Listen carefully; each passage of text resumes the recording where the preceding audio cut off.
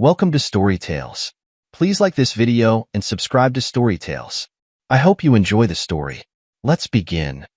Ronan Mercer's eyes snapped open to his son's screams. The sound cut through the pre-dawn darkness like a blade, dragging him from deep sleep. Arlo's voice cracked with terror, high and desperate. "Dad! Dad, help me!" Ronan's feet hit the cold hardwood before his mind fully caught up. Down the hall, 3 quick strides. Arlo's door stood open. His son sat upright in bed, both hands clutched to his head, tears streaming down his face. "My head hurts so bad. It's bleeding, Dad. I'm bleeding." Ronan flicked on the bedside lamp. Dark red stained the white pillowcase where Arlo's head had rested. Not much, but enough to make Ronan's chest tighten. "Hey, buddy, look at me." Ronan sat on the bed's edge, hands gentle on Arlo's shoulders. "Let me see." He parted his son's dark hair, searching for cuts or injuries. Nothing. No wound. No source for the blood. Arlo's scalp looked normal except for the dampness of sweat. "I can't think right," Arlo whispered. "Everything's fuzzy, like cotton in my brain." Ronan's military training kicked in. Assess the situation. Gather information. Act decisively. "We're going to the hospital," he said. "Right now. Is Mommy coming?" Ronan glanced toward the master bedroom. The door remained closed. No sign Melina had heard their son's screams. Strange, considering how loudly Arlo had cried out. "We'll talk to her later. Let's get you checked out first." 20 minutes later, they sat in the emergency room at Poudre Valley Hospital. Arlo leaned against Ronan's side, still groggy and confused. The bright fluorescent lights made everything stark and cold. Doctor Rachel Kim emerged from behind a curtain, clipboard in hand. Mid-40s, serious expression, the kind of doctor who dealt with facts rather than false comfort. "Mr. Mercer? I need to speak with you privately." Ronan looked down at Arlo, who had dozed against his shoulder. "Nurse Patterson will stay with him," Dr. Kim said. They stepped into a small consultation room. Dr. Kim closed the door. "Your son's blood work shows traces of a medication called lorazepam. It's a sedative, often prescribed for anxiety disorders. Arlo doesn't take any medication. That's what concerns me." Dr. Kim pulled up an image on her tablet. "This is his CT scan. See these small areas here? They indicate minor neurological trauma. Repetitive trauma." Ronan stared at the scan. The black and white images meant nothing to him, but the doctor's tone said everything. "What kind of trauma?" "The pattern suggests regular interference with normal brain activity during sleep cycles. Someone has been giving your son sedatives and possibly other substances over an extended period." The room seemed to shrink around Ronan. His hands clenched into fists. "How long?" "Based on what I'm seeing, several weeks at minimum. Possibly months." Dr. Kim's voice softened slightly. "Mr. Mercer, something's off here. You should notify the authorities." Ronan called Melina from the hospital parking lot. 2 rings, then her voice, smooth and controlled. "Ronan? It's early. Is everything okay?" "Arlo's in the emergency room. He woke up with blood on his pillow and couldn't think straight." A pause. Too long. "Blood? Oh no. Is he hurt?" "They found sedatives in his system and signs of neurological trauma." Another pause. In the background, Ronan heard movement. Rustling fabric. Like someone getting dressed quickly. "That's impossible. He must have had a fever dream. Sometimes stress can cause." "Melina, the blood work doesn't lie. I'll be right there." She hung up. Ronan stared at his phone. No concern in her voice. No panic that any mother should feel hearing her child was in the hospital. Just calm, measured responses. 15 minutes later, Melina walked through the automatic doors. Her hair was perfect, makeup applied with care. She wore a blue dress that complemented her eyes, as if she'd taken time to coordinate her outfit. "Where is he?" she asked. "Room 3. But the doctor wants to keep him for observation." "Observation? For what?" "Children have nightmares, Ronan. It's normal. The blood work isn't normal." Melina's jaw tightened almost imperceptibly. She'd always been good at controlling her expressions, but Ronan had learned to read the small signs after 11 years of marriage. "I want to see him," she said. They walked to Arlo's room together. Their son sat up in bed, more alert now, coloring in a book a nurse had given him. Mommy. Arlo reached for her. Melina hugged him, but Ronan noticed how quickly she pulled away, how she avoided touching his head where the blood had been. How are you feeling, sweetheart? Better, but my head still feels weird, like someone put clouds inside it. Dr. Kim appeared in the doorway. Mrs. Mercer? I'd like to discuss your son's condition. Actually, I can't stay, Melina said quickly. I have a meeting I can't reschedule. Ronan can handle the medical details. She kissed Arlo's forehead and left before anyone could respond. Ronan watched her go, something cold settling in his stomach.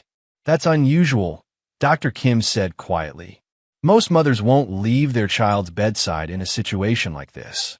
2 hours later, Ronan drove home with Arlo sleeping in the back seat. The house felt different somehow. Emptier.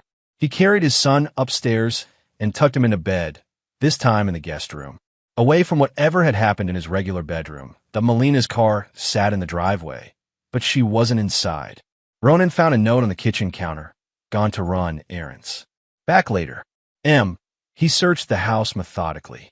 In the garage, behind a stack of old cardboard boxes, he found Melina's purse. She never went anywhere without it. He opened it, feeling like a stranger in his own life. Beneath her wallet and keys, wrapped in a small towel, was a second phone. Ronan turned it on. The message history showed dozens of texts to a contact labeled JM. The most recent exchange was from 3 hours ago. Melina, problem. Or took to hospital. They found traces.j.m. How much do they know? Melina, blood work. Possibly brain scans. This is bad.j.m. Stay calm. Stick to the story. Kids have nightmares all the time. Melina, what if they ask more questions? J.M. They won't. Not yet. We proceed as planned. Ronan's hands shook as he screenshot the messages. JM could only be one person. Jude Mallory. He'd heard Melina mention the name in passing over the past few months. A colleague from her nursing days, she'd said. Someone she'd reconnected with at a conference, but she'd quit nursing 2 years ago. What conference? That evening, while Arlo slept in the guest room, Ronan sat in his study and forced himself to think back. When had things started to change? The memories came in fragments, pieces of a puzzle he'd been too busy to assemble. Melina quitting her job at Children's Hospital. She'd loved pediatric nursing, had talked about it with passion for years. Then one day she came home and announced she was done. I need a break, she'd said. The stress is too much. But she hadn't seemed stressed. If anything, she'd seemed energized, excited about something she wouldn't share. Her late-night phone calls that became more frequent, always stepping out of the room, speaking in hushed tones. When he'd asked about them, she'd mentioned old friends and catching up.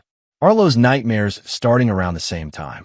Night after night, their son would wake up crying, talking about monsters and shadows. Melina would brush off Ronan's concerns. All children have nightmares, she'd say. He'll grow out of it. But Ronan had been a different kind of child. The son of an alcoholic father and a mother who worked 3 jobs to keep them afloat. He'd learned early to pay attention to details, to notice when things didn't add up.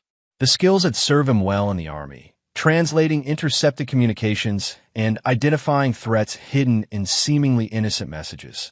Now those same skills were telling him that his wife had been lying to him for months. He opened his laptop and searched for Jude Mallory Fort Collins. The first result was a professional website for a trauma psychologist. Dr. Jude Mallory, Ph.D., specializing in childhood trauma and memory therapy. The photo showed a man in his early 40s, clean-shaven with graying temples and intelligent eyes. He looked respectable, trustworthy, the kind of person parents would trust with their children's mental health. Ronan dug deeper. Medical Licensing Board, professional associations, academic publications. Everything looked legitimate until he found a small news article from 2 years ago, buried on page 6 of the Fort Collins Tribune. Local therapy program quietly discontinued. The controversial childhood memory therapy program at Rocky Mountain Family Services was discontinued last month after concerns were raised about its experimental nature. The program, led by Dr. Jude Mallory, claimed to help children overcome traumatic memories through controlled sleep intervention techniques.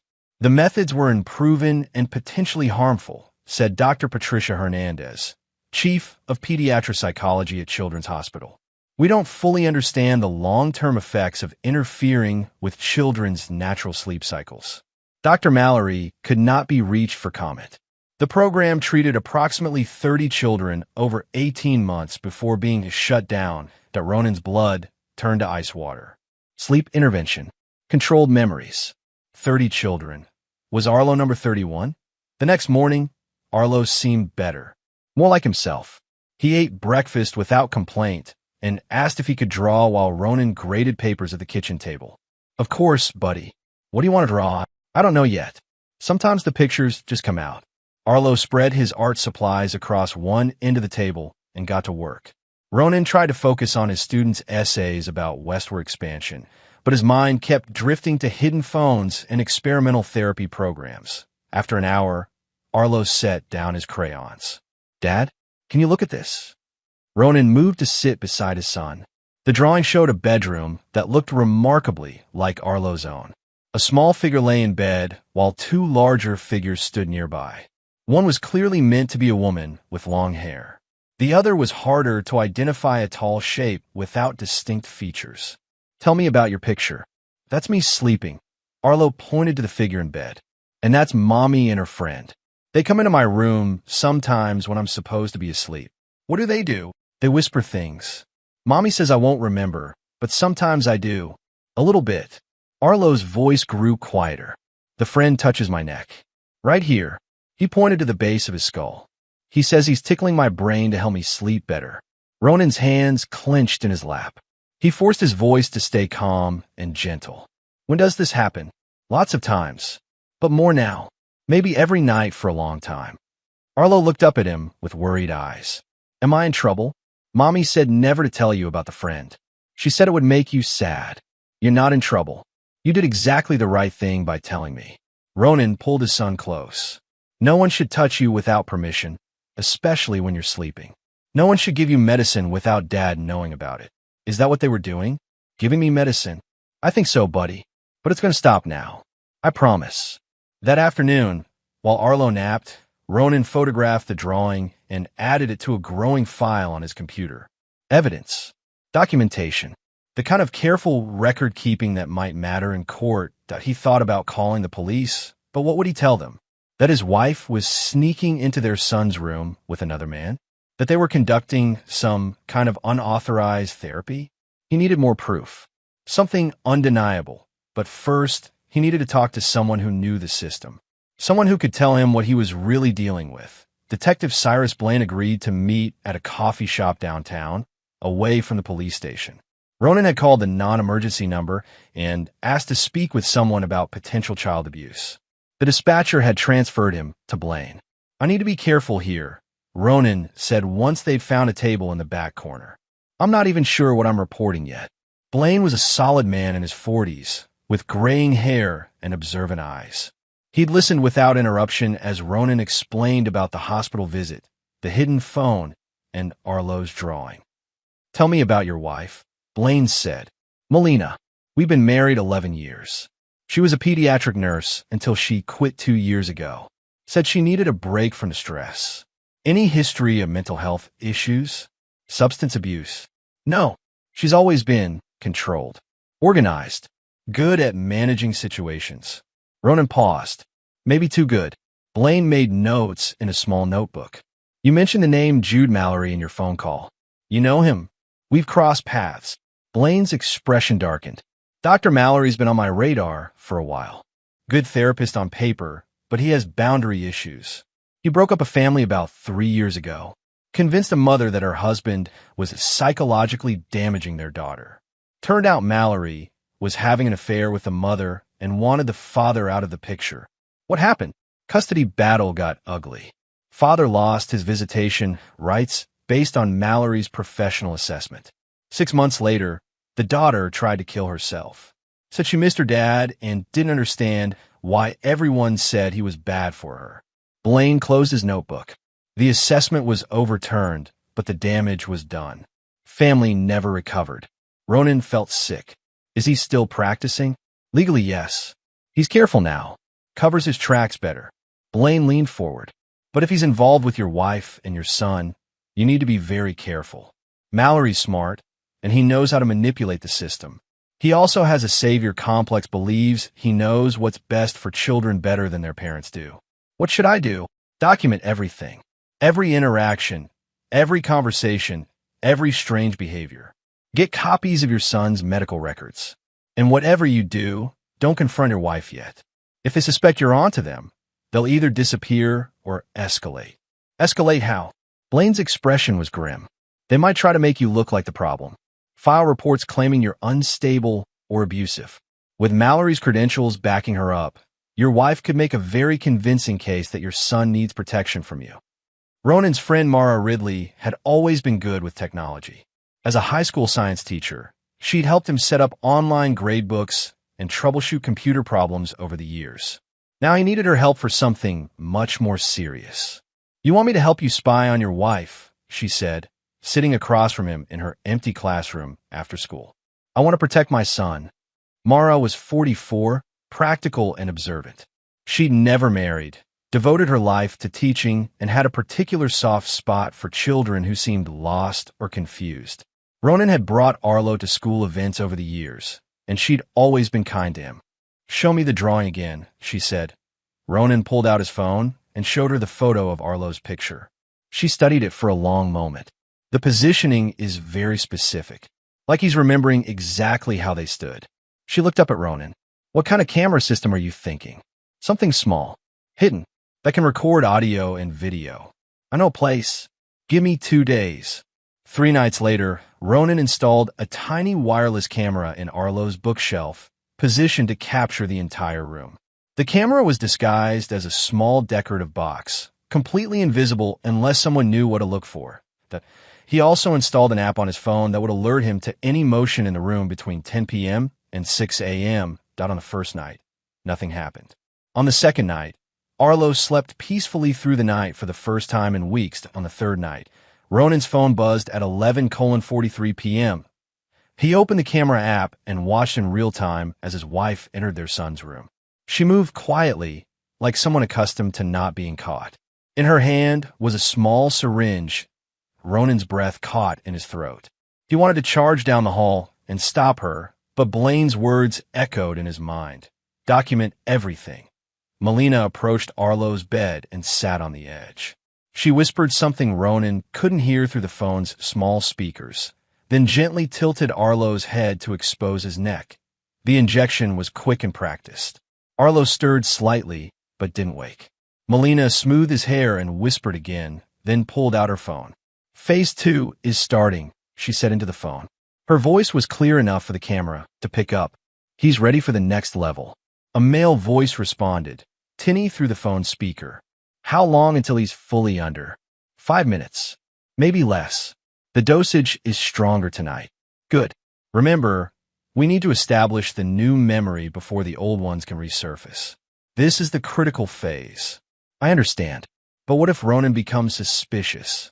"He already is suspicious. That's why we need to accelerate the timeline. By the time he figures out what's happening, it will be too late to reverse." Melina ended the call and waited beside Arlo's bed. After a few minutes, she began speaking in a low, rhythmic voice. "Your father isn't safe, Arlo. He gets angry and says hurtful things. You're scared of him sometimes. You feel safer with Mommy and Dr. Jude. We're the ones who protect you." She repeated variations of the same message for nearly 20 minutes, occasionally stroking Arlo's hair or touching his hand. The whole thing looked like a twisted version of bedtime comfort. Finally, she stood up and left the room. Ronan immediately saved the video file and sent a copy to a secure email account he'd set up specifically for evidence. His hand shook as he set down the phone. What he just witnessed wasn't just abuse, it was systematic psychological manipulation designed to turn his son against him. The next day, while Melina was out and Arlo was at school, Ronan searched the house more thoroughly. In the back of Melina's closet, behind a box of old shoes, he found a manila folder filled with documents. The first page was a treatment protocol titled Project Reset, Memory Intervention for Traumatized Children. The letterhead showed Rocky Mountain Family Services, and Dr. Jude Mallory's name appeared as the primary researcher. Ronan read with growing horror. The goal of Project Reset is to help children overcome traumatic memories by replacing them with more positive associations during the vulnerable REM sleep phase. By introducing carefully controlled pharmaceutical interventions combined with guided suggestion therapy, we can effectively rewrite traumatic experiences and improve long-term psychological outcomes. Subjects will receive nightly treatments over a period of 8 to 12 weeks, with dosages adjusted based on individual response rates. Memory replacement therapy should begin once subjects reach optimal receptivity levels, typically achieved after 2 to 3 weeks of pharmaceutical conditioning. Volunteer nurses will assist with home-based treatments for subjects whose family situations allow for controlled environments. The file contained detailed records on dozens of children. Names, ages, treatment schedules, and progress notes. Near the back, Ronan found Arlo's file. Subject 31. Arlo Mercer, age 8, presenting issue. Mild anxiety, occasional nightmares, family situation. Parents married but emotionally distant. Father works long hours, minimal engagement with subject. Mother reports feeling isolated and concerned about psychological development. Treatment began October 15th, volunteer nurse. Melina Mercer, subject's mother. October 15th was 2 months ago. 2 months of nightly injections and psychological manipulation. The progress notes were written in clinical language, but they painted a clear picture. Week 2, subject showing increased dependency on mother figure. Responds well to pharmaceutical intervention. Father-child bond appears to be weakening as intended. Week 4, subject now requires daily medication to achieve normal sleep patterns. Memory modification sessions producing positive results. Subject expresses increased anxiety about father's behavior. Week 6, breakthrough achieved. Subject spontaneously expressed fear of father during modified sleep state. Ready to begin phase 2 of memory replacement. Week 8, subject now consistently reports negative associations with father figure during conscious hours. Mother reports subject asking to sleep in her room for safety. Phase 2 proceeding ahead of schedule. Ronan sank into a chair, the papers scattered around him. They had been systematically destroying his relationship with his son for 2 months, turning Arlo against him through drugs and psychological manipulation. But why? What was the end goal? He found the answer in the final document in the file. A custody modification petition, already filled out and ready to be filed. It claimed that Ronan was emotionally abusive and that Arlo was afraid of him. It requested full custody for Melina and supervised visitation only for Ronan. The petition was signed by Dr. Jude Mallory as a witness to Arlo's therapeutic disclosures. Armed with the knowledge from the hidden files, Ronan requested copies of Arlo's medical record from their family doctor. What he found there made him even angrier. Someone had been altering the records. Recent entries showed appointments that had never happened, notes about behavioral concerns that were completely fabricated, and recommendations for psychological evaluation that no doctor had ever discussed with Ronan. The alterations were subtle but consistent.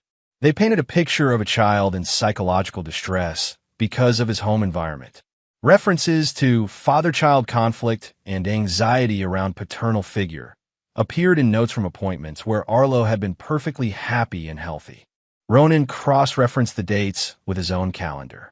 Several of the fake appointments occurred when he was at work and Arlo was at school. Impossible meetings that existed only on paper. He called Dr. Henderson's office. "I need to speak with someone about my son's medical records. There appear to be some errors." The receptionist put him through to the nurse manager. "Mr. Mercer, what kind of errors are you seeing?" "Appointments that never happened. Notes from visits we never made." A pause. "That's very unusual. Let me pull up the file." "Oh, I see what you mean." These entries were all made remotely, using Mrs. Mercer's access credentials from her nursing background. "My wife has access to my son's medical records. As a former pediatric nurse, she has emergency access privileges for family members.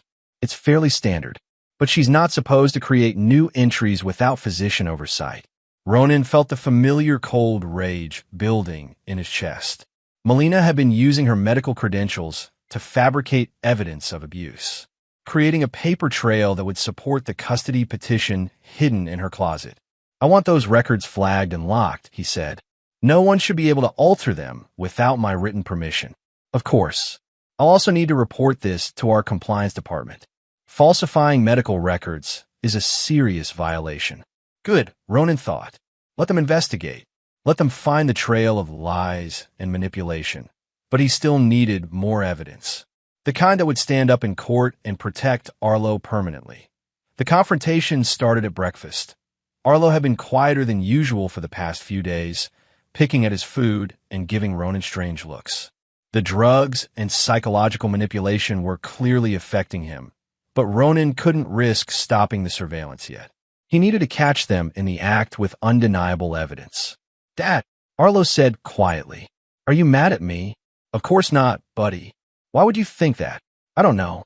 Sometimes I feel like you might be mad, but I can't remember why." Melina looked up from her coffee with what appeared to be concern, but Ronan caught the calculating look in her eyes. "Arlo, honey, sometimes people have feelings that are hard to understand," she said. "It's okay to feel confused." "What does that mean?"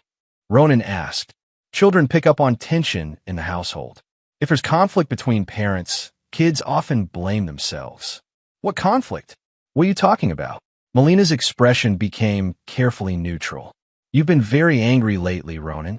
Working long hours, coming home stressed. Arlo notices these things." It was a masterful performance. To anyone listening, she sounded like a concerned mother trying to protect her child from an unstable father. But Ronan could see the manipulation underneath.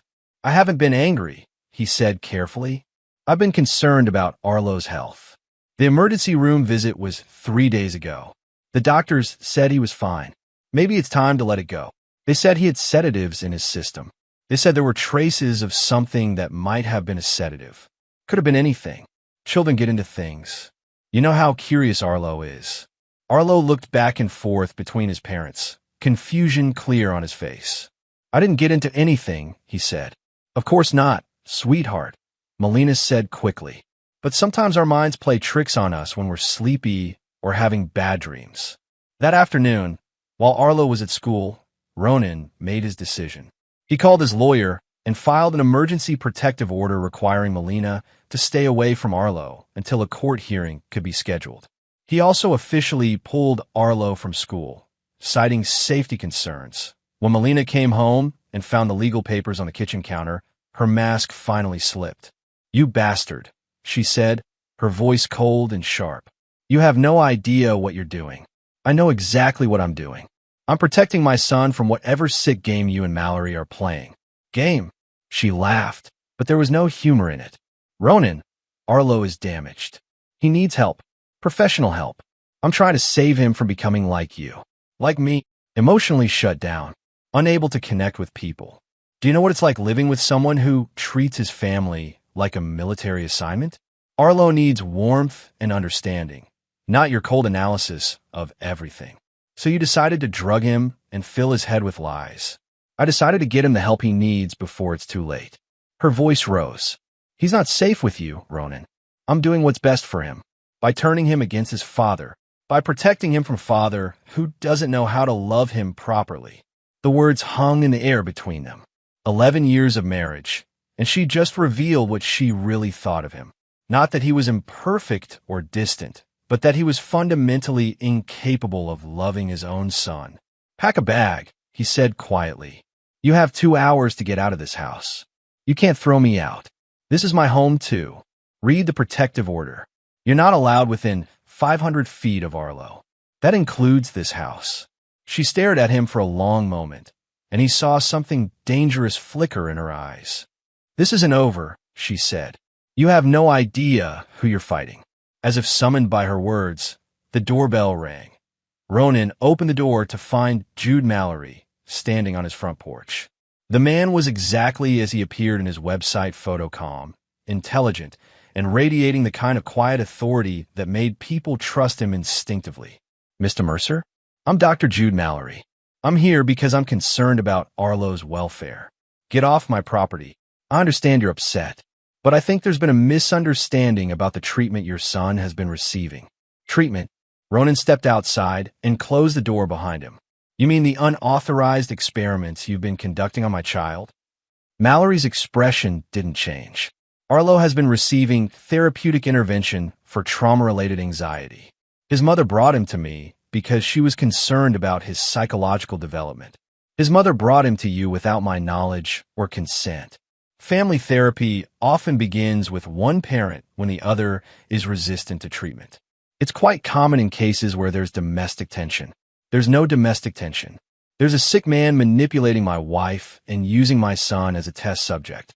Mallory smiled slightly. Mr. Mercer, I understand you're feeling defensive. That's natural when a parent is confronted with evidence that their behavior is harming their child. But denial won't help Arlo heal. The calm condescension in his voice made Ronan's hands clench into fists. This man had been drugging his son, filling his head with lies, and now he was standing on Ronan's porch acting like a concerned professional. Let me be very clear, Ronan said, his voice deadly quiet. If you come near my son again, if you contact my wife, if you even think about Arlo, I will destroy you. I will find every family you've manipulated, every child you've damaged, and I will make sure the world knows exactly what kind of monster you are.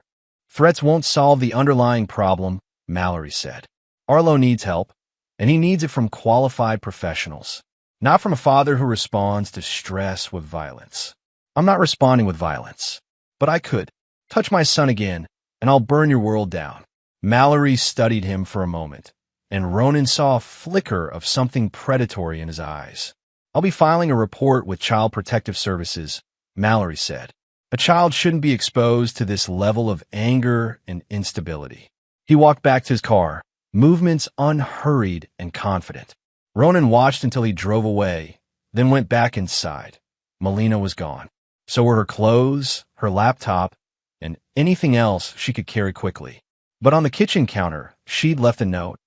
You're making a mistake. Arlo needs help, and you're too proud to admit it. When you're ready to put his welfare above your ego, call me. That evening, Hollis Drenner showed up at Ronan's door with a six-pack of beer and a toolbox. Heard you're having some trouble, he said. Hollis was Ronan's older half-brother, tough and practical in a way that came from years of hard work and harder choices. He'd served time for assault during his own custody battle years ago, when his ex-wife's boyfriend had hit his daughter and Hollis had responded with his fists instead of the legal system. How did you hear? Small town. Word gets around when someone files a protective order. Hollis set the beer on the coffee table and opened his toolbox. Figure you might need some help securing the house. Maybe some other things too. They spent the next hour changing locks and installing additional security measures. Hollis worked efficiently, asking few questions but observing everything. This Dr. Mallory, he said while installing a motion sensor on the back door. I've been asking around. He's got a reputation. What kind of reputation? The kind where parents end up divorced and kids end up confused about who they can trust. Hollis tested the sensor. 3 families in the past 2 years. Same pattern every time. Mother starts therapy with him. Suddenly realizes her husband is psychologically damaging the children. Father loses custody. Mother gets a new boyfriend who happens to be very understanding about her situation. He's running some kind of scam. More than that. Guy's got a God complex. Really believes he's saving these kids from their fathers. Problem is, he only sees what he wants to see. Hollis closed his toolbox. Question is, what are you going to do about it? Detective Blaine says I need to catch them in the act. Get evidence that will stick in court. Evidence is good, but evidence takes time, and these people aren't going to wait around for you to build a case. Hollis sat down and opened a beer. They're going to escalate. Push harder. Try to make you react in a way that proves their point about you being unstable. So what do you suggest? Get ahead of them. Control the narrative before they can spin it. The next day, Mara Ridley arrived with her laptop and a grim expression. I got into Mallory's computer, she said without preamble. How? He uses the school district's network for some of his research. Guest access for visiting professionals. I created a back door during his last visit. She opened her laptop and showed Ronan a screen full of files. What I found is going to make you sick. The files contain detailed research data on something called memory reconstruction therapy. Dozens of case studies, all involving children between the ages of 6 and 12. The methodology was described in clinical language, but the reality was horrifying. Children were given pharmaceutical cocktails designed to make them highly suggestible during sleep. While in this state, therapists would use guided suggestion to implant false memories or modify existing ones. The goal, according to the research, was to optimize family dynamics by removing traumatic associations and replacing them with more positive relationships. "Look at this," Mara said, pointing to a specific file. Success rate calculations. The data showed that 73% of children subjected to the therapy became permanently estranged from their targeted parent. 89% developed closer relationships with the therapeutic parent and associated adults. But buried in the footnotes was another statistic. 67% of subjects showed signs of long-term psychological damage, including depression, anxiety, and difficulty forming healthy relationships as adults. "He's not trying to help these kids," Ronan said. "He's destroying them." It gets worse. Mara scrolled down to another section. Financial records. Look at how much money these families paid for therapy sessions. Then look at this. She showed him a spreadsheet tracking payments to volunteer nurses and research assistants. Melina's name appeared regularly, with payments of $2,000 per month for the past 6 months.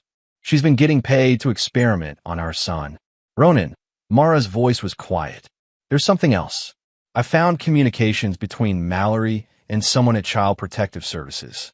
They're planning to have Arlo removed from your custody permanently. The paperwork is already being prepared." Detective Blaine studied the evidence Ronan had gathered and shook his head. "This is solid," he said, "but it's not prosecutable yet." They sat in Blaine's office at the police station, surrounded by printouts, photographs, and video files that documented months of abuse and manipulation. "What do you mean it's not prosecutable?" Most of this evidence was gathered without warrants. The hidden camera footage, the computer files Mara accessed, even searching your wife's belongings, a good defense attorney will get it all thrown out. So they get away with it? Not necessarily. But we need to catch them in the act, with your son present, in a way that gives us probable cause for arrest and seizure of evidence. Blaine leaned back in his chair.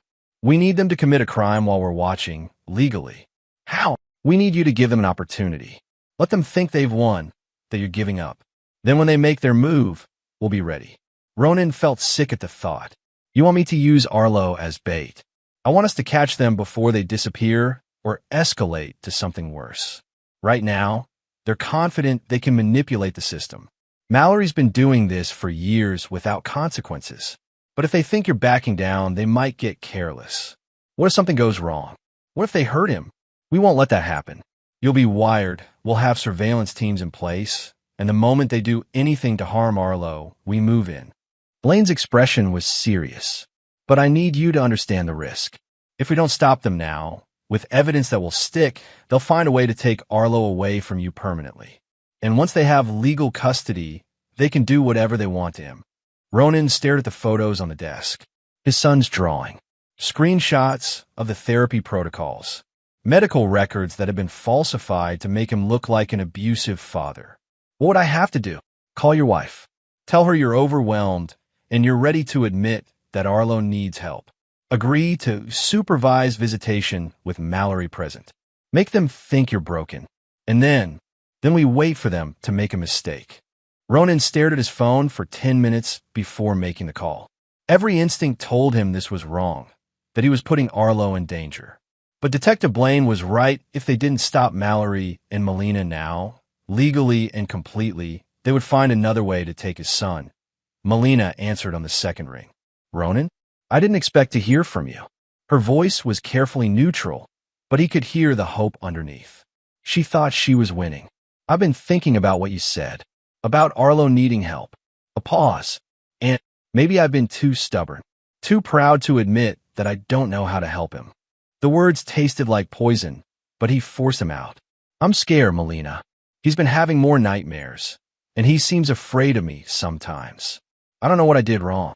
"Oh, Ronan, Her voice softened with what sounded like genuine sympathy.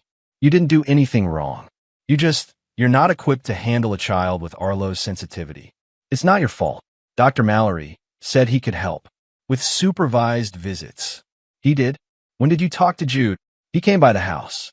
I was angry at first, but after he left, I started thinking about what he said. About Arlo needing professional help. That must have been hard for you to hear. It was. But if it means helping Arlo. Ronan let his voice break slightly. I just want him to be okay. I want him to stop being afraid. He doesn't have to be afraid anymore. Jude has a place where we can work with Arlo in a controlled environment. Somewhere safe where he can start to heal. What kind of place? A cabin up near Estes Park. It's quiet and private, designed specifically for therapeutic retreats. Arlo could spend a long weekend there, and Jude could work with him intensively. Help him process whatever's been causing his anxiety. Ronan closed his eyes. A private location, away from witnesses. Perfect for whatever they had planned for the final phase of their experiment. Would you be there too? Of course. And you could visit under supervision. Jude thinks it would be helpful for Arlo to see you trying to be part of his healing process. When? This weekend. I know it's short notice, but Jude has an opening, and he thinks it's important to move quickly while Arlo is in a receptive state. Receptive state, meaning drugged and psychologically manipulated. Okay, Ronan said. Let's do it. After ending the call, he immediately contacted Detective Blaine. Within 2 hours, they had a plan in place. Ronan would be fitted with recording equipment. Unmarked surveillance vehicles would follow them to the cabin. The moment Mallory or Melina did anything that constituted child abuse, the police would move in. Remember, Blaine said as they tested the recording equipment, you need to get them to talk about what they've been doing. The more they say on tape, the stronger our case becomes. What if they suspect something? They won't. You've given them exactly what they wanted, a broken father admitting he can't handle his son. They'll be so focused on their victory that they won't notice the details. That evening, Ronan sat with Arlo and tried to explain without explaining. You're going to spend the weekend with Mommy and Dr. Mallory at a cabin in the mountains. Are you coming too? For part of it. But there might be times when I'm not there, and you need to remember something very important. Ronan knelt down so he was at eye level with his son. No matter what anyone tells you, no matter what they say about me or about our family, I love you. I will always love you, and I will always come for you. Do you understand? Arlo nodded, but his eyes were confused. Are you going away? No, buddy. I'm not going anywhere. But sometimes grown-ups say things that aren't true, and I want you to remember what is true. You and me, we're a team. Always. Ronan sat in his truck a mile down the mountain road, watching the drone feed on his tablet. Detective Blaine had positioned surveillance teams throughout the forest surrounding the cabin, but the primary evidence would come from the small aircraft hovering silently above the trees. The cabin sat in a clearing, isolated and perfect for what Mallory had planned. Through the drone's camera, Ronan watched Melina's car pull into the driveway. His son got out of the passenger seat, looking small and confused. Mallory emerged from the cabin to greet them, and even from this distance, Ronan could see the man's calculated friendliness. The same performance he'd given on Ronan's front porch, but now with no one to challenge him. Audio check. Blaine's voice came through Ronan's earpiece. We're getting clear feed from the cabin's interior. All recording equipment is functioning. Ronan watched as the three figures disappeared inside. Then began the wait, the most difficult part of the entire operation. Every instinct told him to storm the cabin and get his son out of there. But if he moved too soon, Mallory and Melina would simply claim they were conducting legitimate therapy. 2 hours passed. Ronan watched through the drone feed as lights moved through different rooms of the cabin. At 9:30 p.m., all the lights except one went out. The single remaining light came from what appeared to be a bedroom on the second floor. Movement in the target room, Blaine reported. Multiple subjects visible. On Ronan's screen, he could see heat signatures moving around the lit room. 3 figures, 2 adult-sized, 1 child-sized. The child figure was stationary on what must have been a bed. Audio is picking up conversation, Blaine said, recording everything. Through his earpiece, Ronan heard his son's voice, groggy and confused. Mommy, I feel funny. Why can't I think right? It's okay, sweetheart. Melina's voice was soothing but clinical. Dr. Jude is going to help you sleep better. Just relax. I don't want to sleep. I want to go home. I want Dad. Your father isn't here right now, Arlo. But Dr. Jude and I are taking very good care of you. Mallory's voice joined the conversation. Arlo, I want you to listen to my voice very carefully. You're going to feel very relaxed in a moment. And while you're relaxed, we're going to help you remember some important things. What kind of things? True things. About how you really feel about your father. About why you sometimes feel scared when you're with him. Ronan's hands clenched on the steering wheel. Through the earpiece, he could hear the systematic manipulation beginning. Now, Arlo, Mallory continued, I'm going to start recording our session. This will help us remember what we talked about later. Is that okay? A pause, then Arlo's voice, already sounding more distant. Okay. Excellent. This is Dr. Jude Mallory, beginning realignment therapy session with subject Arlo Mercer. Date, November 18th. Time, 9:47 p.m. Administering secondary pharmaceutical intervention for enhanced REM suggestion protocols. Ronan heard the clinical detachment in Mallory's voice as he described what they were doing to an 8-year-old child like he was conducting a laboratory experiment. Melina, please confirm the dosage administered. 2 milliliters of the enhanced formula. Patient is showing optimal receptivity levels. Good. Beginning phase 3 memory reconstruction. Arlo, can you hear me? Yes. Arlo's voice was barely a whisper now. I want you to think about your father. Think about the times when he made you feel scared or uncomfortable. Can you remember those times? I don't think. He didn't. It's okay to remember, Arlo. You're safe here. Your father can't hurt you while you're with us. Tell me about a time when he made you feel afraid.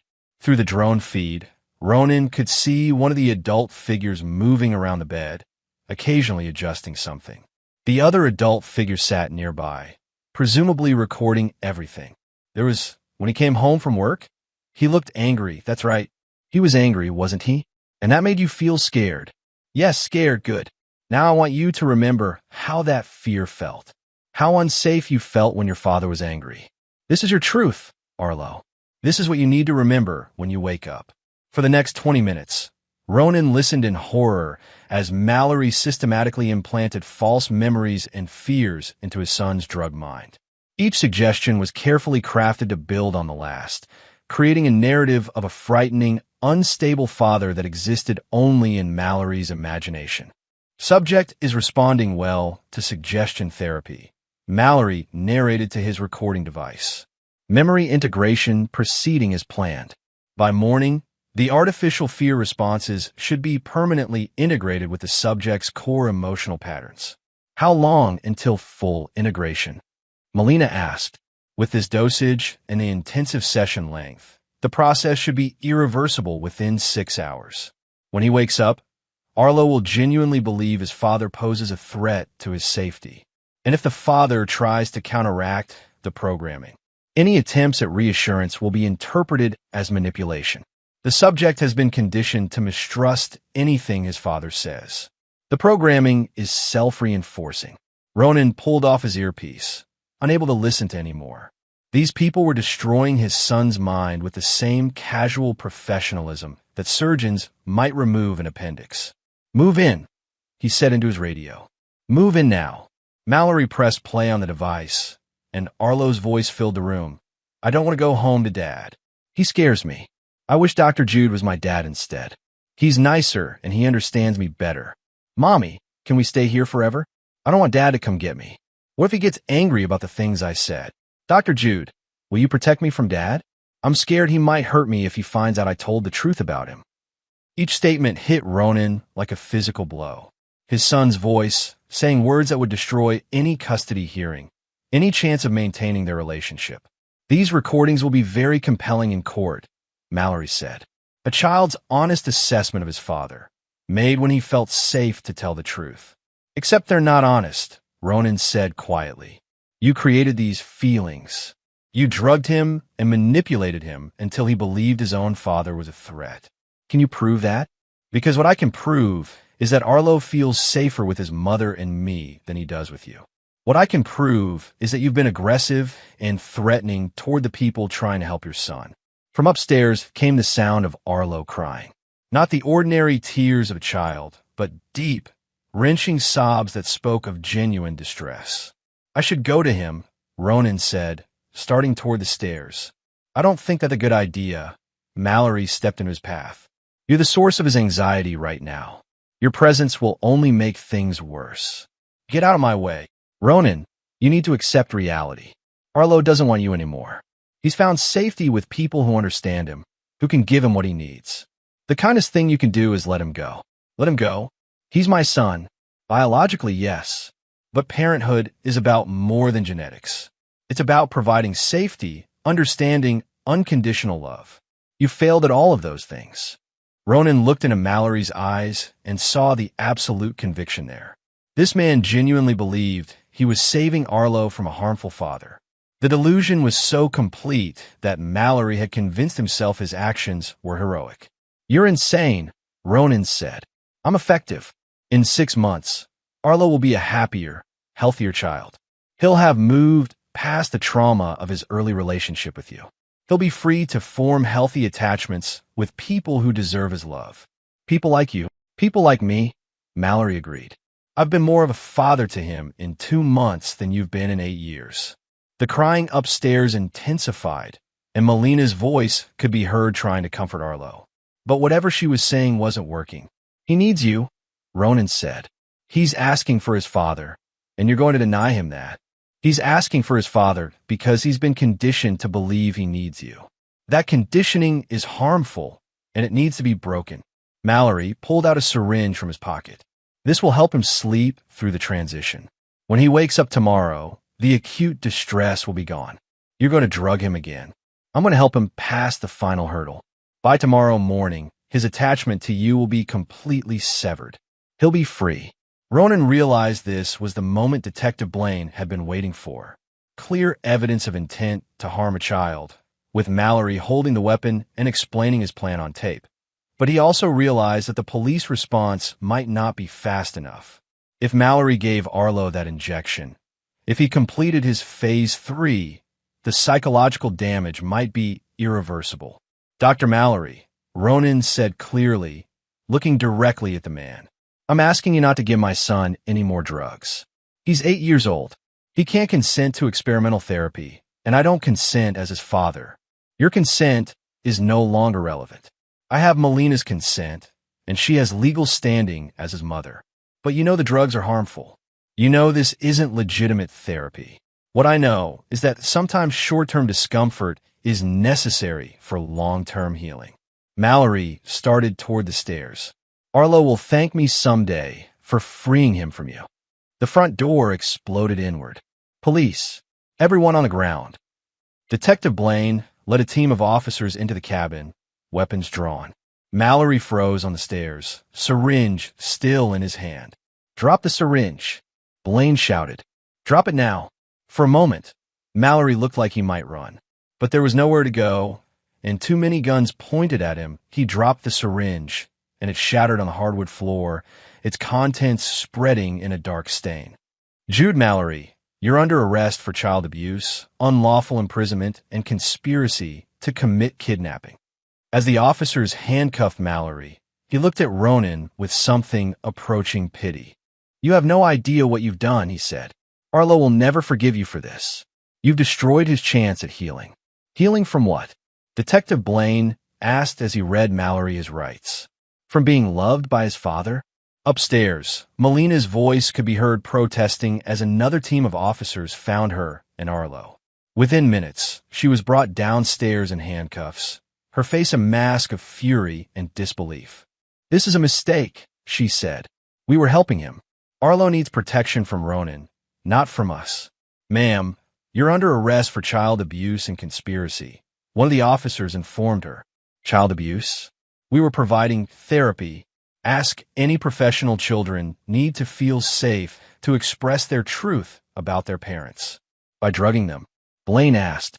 By implanting false memories? We've got everything on tape, Mrs. Mercer.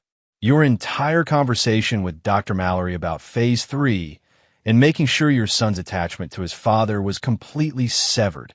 The color drained from Melina's face as she realized how completely they had incriminated themselves. Finally, an officer brought Arlo downstairs.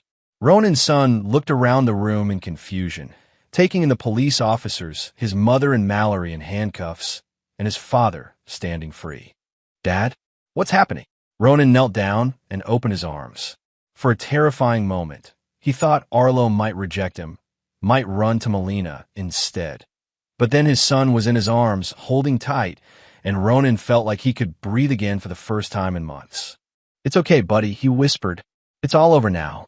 Nobody's going to hurt you anymore." The story broke 3 days later that Fort Collins psychologist arrested in child abuse as CHEMEDR. Jude Mallory, an accomplice Melina Mercer, accused of conducting unauthorized experiments on children. The local news coverage was extensive, but within hours the story had been picked up by national outlets. The idea of a respected psychologist systematically manipulating children's memories struck a nerve with parents across the country. That'd be why the end of the week, the FBI had opened an investigation into Mallory's entire patient history. They found evidence of similar schemes involving at least 15 other families over the past 3 years. More damaging was the discovery of Mallory's research data on Mara's laptop. The detailed documentation of his methods, the financial records showing payments to accomplices, and the clinical notes describing children as subjects rather than patients painted a picture of systematic abuse disguised as therapy. Within a month, a class action lawsuit was filed on behalf of 37 children who had been subjected to Mallory's memory reconstruction therapy. The lead attorney called it one of the most egregious cases of child abuse hiding behind professional credentials she had ever seen. The therapy community moved quickly to distance itself from Mallory. Professional organizations issued statements condemning his methods. Licensing boards in 3 states opened investigations into his practices, but the most devastating blow came from an unexpected source: Mallory's own mentor, Dr. Patricia Hernandez, who had originally opposed his experimental program. Dr. Mallory came to me 3 years ago with what he claimed was revolutionary treatment for childhood trauma, she told reporters. When I reviewed his preliminary data, I was horrified. He wasn't treating trauma, he was creating it. I reported my concerns to the state licensing board, but Dr. Mallory had already left our facility to work independently. The revelation that Mallory's own colleagues had tried to stop him years earlier led to questions about oversight and regulation in the mental health field. How had one man been able to continue practicing despite multiple warnings about his methods? Melina and Mallory faced federal charges under laws designed to protect children from medical experimentation. The prosecution argued that what they had done went far beyond therapy. It was systematic psychological torture disguised as treatment. 6 weeks after the arrests, Ronan visited Melina in the county jail. She sat across from him in the visitor's room, wearing an orange jumpsuit that made her look smaller and more fragile than he remembered. But when she looked at him, her eyes still held traces of the anger and certainty that had driven her to betray their son. "I didn't think you'd come," she said. "I almost didn't. How is Arlo?" "He's getting better. Real therapy this time, with a doctor who doesn't believe in drugging children or implanting false memories." Melina's jaw tightened. Dr. Mallory was trying to help him. "You may not believe that, but it's true." "Help him? You turned our son into a lab rat. You poisoned his mind against his own father." "I was trying to save him from becoming like you," she said, leaning forward. Cold, distant, unable to connect with people in any meaningful way. "So you decided to destroy his ability to trust anyone." "I decided to free him from a father who saw him as an obligation rather than a person he loved." Ronan stared at her, this woman he had been married to for 11 years, and realized he had never truly known her at all. "Do you understand what you've done to him?" he asked. "Arlo doesn't know what's real anymore. He doesn't know which memories are his and which ones you planted in his head. He's 8 years old, and he's questioning everything he's ever felt or thought. That will pass. Children are resilient. Some damage doesn't pass, Melina. Some things can't be undone." She looked at him for a long moment, and he saw something flicker in her expression. Not regret, exactly, but perhaps the first recognition that her actions might have consequences she hadn't anticipated. "I did what I thought was best," she said quietly. "No, you did what Mallory convinced you was best. He manipulated you the same way he manipulated Arlo. The only difference is that you were an adult who chose to go along with it. Jude understood Arlo in ways you never did. He saw his potential, his sensitivity. He saw a vulnerable child he could experiment on." Ronan cut her off. "And he saw a lonely, frustrated mother he could convince to help him do it. I wasn't lonely. You were. We both know it. I was working too much. We weren't connecting. And along comes this charismatic doctor who tells you that your husband is the problem and your son needs saving. It must have felt good to be the hero instead of the neglected wife." Melina's composure cracked slightly. "Don't pretend you know how I felt. I know you destroyed our family because a manipulative man told you it was the right thing to do. I know you chose to believe that drugging our son was somehow an act of love. Everything I did was for Arlo. Everything you did was for yourself. To feel important, to feel needed, to feel like you were part of something bigger than our boring suburban life." She was crying now, angry tears that did nothing to move him. "I know you'll never forgive me," she said. "You're right. I won't." Ronan stood up. "I'm not here for closure or peace or understanding. I'm here to show you what consequences look like. Ronan, you used my son like a lab rat. You lied, gaslit, and poisoned him. You tried to destroy the most important relationship in his life because it made you feel powerful." He looked down at her with no warmth, no sympathy. "I don't forgive you. I'm not here for peace. I'm here to make sure you understand that your choices have destroyed everything you claim to care about." He turned and walked toward the door. "Will you let me see him?" she called after him. "When this is all over, will you let me try to make amends?" Ronan stopped and looked back at her one last time. "No," he said simply. "You made your choice. Now live with it." 8 months later, Ronan and Arlo lived in a small house in Grand Junction, Colorado. The town was big enough to offer anonymity, but small enough to feel safe. Ronan had found work teaching high school history, and Arlo was thriving in a new school where nobody knew their story. They'd spent the summer hiking in the mountains, fishing in clear streams, and slowly rebuilding the trust that Melina and Mallory had tried to destroy. Dr. Sarah Chun, Arlo's new therapist, said the progress was remarkable. "Children are more resilient than we give them credit for," she had told Ronan. "The artificial memories are fading, and his natural attachment to you is reasserting itself. Give it time." Time was what they had now. Time to heal, time to rebuild, time to create new memories that belonged only to them. On a Saturday morning in late fall, they were hiking a trail near the Colorado National Monument when Arlo stopped suddenly. "Dad." "Yeah, buddy. I've been thinking about Mom and Dr. Mallory." Ronan's chest tightened. They rarely talked about what had happened, and he wasn't sure Arlo was ready for that conversation. "What about them? Were they really trying to help me, like they said? Or were they trying to hurt me?" Ronan knelt down, so he was at eye level with his son. This was the question he had been dreading and preparing for in equal measure. "I think they told themselves they were trying to help you," he said carefully. "But what they actually did was hurt you.